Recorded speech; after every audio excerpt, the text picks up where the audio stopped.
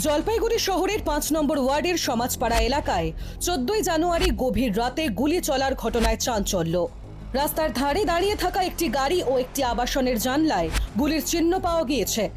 ঘটনাস্থল থেকে উদ্ধার হচ্ছে গুলির খোল। আতঙ্কিত স্থানীয় বাসিন্দারা। তো কয়েকটা বোম ফাটছিল, বোমের সাথেও মনে হলো যে গানশট মতো হলো।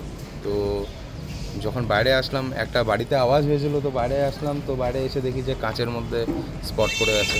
গাড়ির মালিক রামপ্রসাদ কামতির অভিযোগ, সকালে গাড়িতে গুলির চিহ্ন দেখতে পান। খবর পেয়ে পুলিশ ঘটনাস্থলে পৌঁছে গাড়িটি নিয়ে যায়। ইতিমধ্যেই ঘটনার তদন্ত শুরু করেছে পুলিশ। কে বা কারা এই গুলি চালালো তা নিয়ে উঠছে প্রশ্ন। রাত 12টার পরে হঠাৎ করে বোম ফাটে, গান চালানো হচ্ছিল, কিন্তু ওই সাউন্ডটা কাভার করার জন্য বাজি ফুটানো হচ্ছে, যাতে ওই মাঝে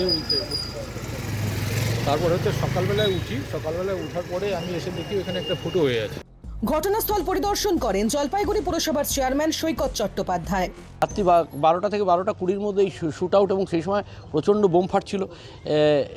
কে বা কারা করলো এখনও তো পুলিশ তদন্ত করছে, তদন্ত করে দেখা হচ্ছে। তবে যারাই করে থাক তাদেরকে অবিলম্বে গ্রেপ্তার করতে হবে।